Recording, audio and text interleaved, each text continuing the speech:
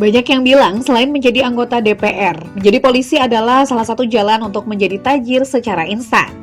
Kalau anggota DPR jadi tajir mungkin masuk akal ya guys, sebab secara normal saja berbagai uang tunjangan serta pendapatan di luar tunjangan dan pensiun nominalnya bisa mencapai miliaran rupiah setiap tahunnya. Sementara anggota kepolisian paling tinggi setiap tahun hanya mendapat gaji plus tunjangan di kisaran 400 hingga 500 juta rupiah. Itu pun untuk level jabatan tertinggi yakni Kapolri. Tapi nyatanya tak sedikit anggota kepolisian, terutama yang sudah berpangkat perwira menengah hingga perwira tinggi, yang punya kekayaan berlimpah. Penghasilan itu mungkin saja didapatkan dari usaha lain hingga warisan.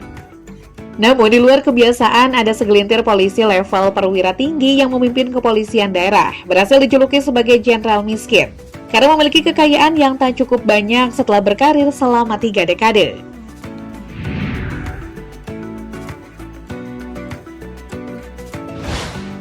2 tahun menjadi pemimpin Polda Nusa Tenggara Barat, Irjen Joko Purwanto, 56 tahun. Lantas dimutasi menjadi Kapolda di Bumi Pancasila, Kalimantan Tengah sejak Oktober 2023. Jenderal Bintang 2 yang berpengalaman dalam bidang reserse ini adalah alumni Akpol tahun 1989.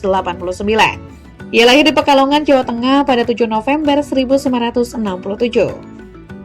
Irjen Joko tercatat pernah menjabat sebagai Kabag Reserse Umum Polda Jambi, Wakapolres Kerinci, Kabag Ops Poltabes Jambi, Kasubag Seleksi Ditpers Polda Jambi, dan Kanit 1 Reserse Umum Polda Jambi. Selain itu, Jenderal asal Pekalongan ini juga sempat menduduki jabatan Kasat 2 Tipidkor Polda Jambi, Kabag Analis Dit Narkoba Polda Jambi, hingga Kasubdit 3 Tipidkor Polda Jawa Tengah. Tak sampai di situ, Joko juga pernah bertugas sebagai Pamen Bareskrim Polri atau penugasan di KPK. Kabagops di Tipidkor Bareskrim Polri 2012 dan Kasubdit 2 di Tipidum Bareskrim Polri 2013. Karir Joko makin cemerlang setelah ia didapuk sebagai Wadir Tipidkor Bareskrim Polri pada tahun 2018. Setahun berselang, ia diangkat menjadi Dir Tipidkor Bareskrim Polri. Selanjutnya, Joko Purwanto dipercaya untuk menduduki posisi sebagai Kapolda NTB pada Desember 2021. Sebelum akhirnya ditunjuk oleh Ritjo Sigit Prabowo sebagai Gubernur Kalimantan Tengah menggantikan Irjen Nanang Afianto. Jenderal polisi yang juga mengikuti seleksi calon pimpinan KPK periode 2024-2029 ini merupakan Kapolda dengan kekayaan paling sedikit di tanah air. Ia terakhir melaporkan harta kekayaannya pada tahun 2024 ini dan tercatat memiliki kekayaan tak sampai miliaran, atau hanya sebesar 926 juta rupiah.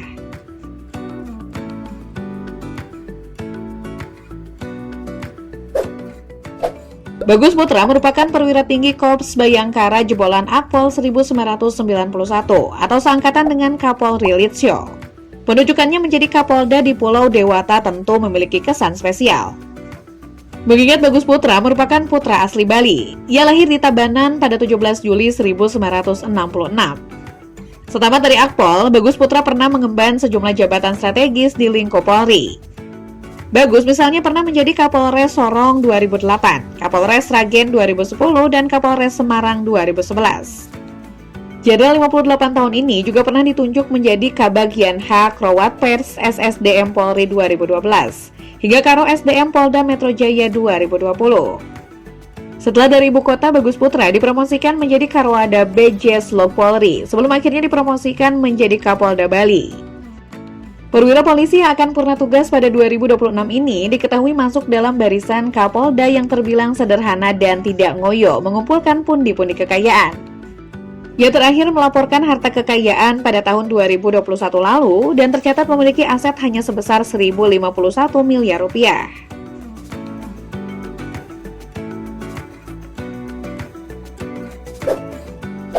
Jenderal Polisi Berdarah Sunda Irjen Wisnu Hermawan Februanto ini didaulat menjadi Kapolda Sumatera Utara sejak 26 Juni 2024. Pria kelahiran Bandung 16 Februari 1972 ini merupakan alumni Akpol 1994 dan berpengalaman dalam bidang reserse. Selama berkarir di institusi Polri, berbagai jabatan pernah dia emban, diantaranya Kapolres Tulung Agung Polda Jatim 2011, hingga Wadirens Narkoba Polda Jabar 2014. Selanjutnya, perwira tinggi 52 tahun ini juga pernah menjadi Kasubdit Uang Palsu di Tipdeksus Bareskrim Polri 2018. Analis Kebijakan Madya Bidang Pideksus Bareskrim Polri 2019, Kasubdit 2 di Tipiter Bareskrim Polri 2020, hingga menjabat sebagai Wadir Tipideksus Bareskrim Polri 2020.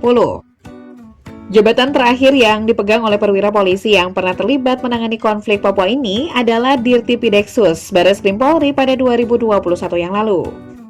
Masuk dalam 3 besar Kapolda termiskin, Irjen Wisnu Hermawan terakhir melaporkan harta kekayaan pada tahun 2014 lalu, dan tercatat memiliki kekayaan cuma sebesar 1,3 miliar rupiah.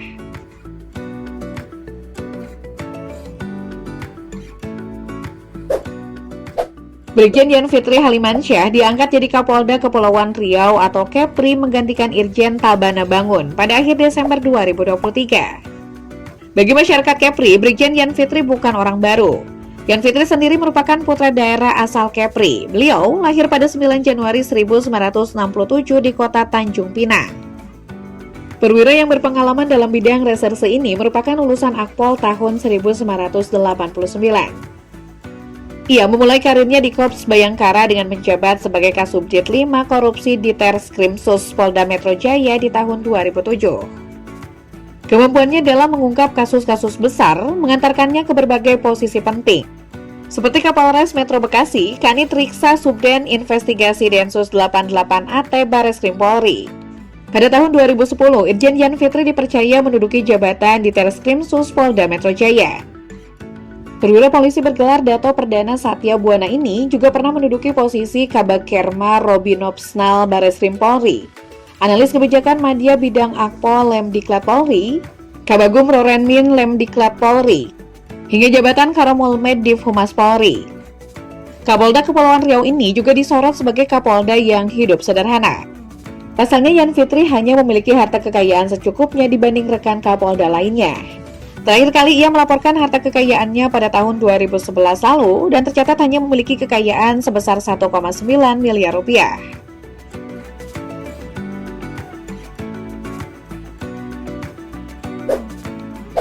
Jenderal Bintang 2 Adang Ginanjar mulai menjabat sebagai Kapolda Sulawesi Barat per 24 Juni 2023. Perwira tinggi kelahiran 19 Juli 1967 ini merupakan lulusan Akpol 1989 atau seangkatan dengan Wakapolri Komjen Pol Agus Adrianto.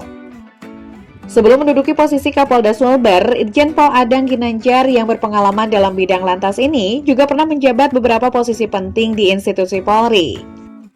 Karir mentereng kepolisiannya dimulai ketika Adang ditunjuk sebagai Kasat Lantas Polres Sintang pada tahun 1993. Baru setahun bertugas, dirinya diberi tugas baru untuk menjabat sebagai Kapolsektif Entikong Polres Sanggau. Pada tahun 1995 hingga 1999, Adang pun ditunjuk menjadi Kasat Lantas di beberapa Polres secara berurutan, mulai dari Polres Pontianak, Singkawang, hingga Sulawesi Tengah. Tak lama setelahnya, suami dari Miranti Seradi ini pun diberi tugas untuk menjadi Lopolri di Penang, Malaysia hingga tahun 2001. Sekembalinya ke tanah air, Adang lantas ditunjuk menjadi Kasubag Lantas di Telantas Polda Jabar dan diteruskan menjabat sebagai Wakapolres Bandung Tengah hingga tahun 2003. Nama Adang Ginanjar juga tercatat pernah menduduki posisi Kasubdit di Kiasa di Telantas Polda Lampung selama 3 tahun. Baru setelahnya ia diangkat menjadi Kapolres di 2 tempat yang berbeda, yaitu wilayah Pamekasan dan Jember. Karirnya pun kembali melejit dengan ditunjuknya Adang menjadi Kasubit Jantadil Bid Protokol NCB, Interpol Mabes Polri pada tahun 2008. Tidak sampai 1 tahun, ia pun dialihkan menjadi Dirlantas Polda Kepri. Pada 2023, Adang sempat menjabat sebagai Widya Iswara Utama Sespim Lemdiklat Polri, sebelum akhirnya ke Barat Sulawesi untuk menjadi petinggi nomor 1 di sana. Adang termasuk sebagai salah satu Kapolda termiskin di tanah air. Pada 2007, ia dilaporkan hanya memiliki kekayaan sebesar 576 juta rupiah. 16 tahun berselang, kekayaannya meningkat hingga 4 kali lipat, namun masih terbilang wajar. Dalam catatan LHKPN KPK 10 Maret 2023, ia memiliki aset hingga 2,1 miliar rupiah.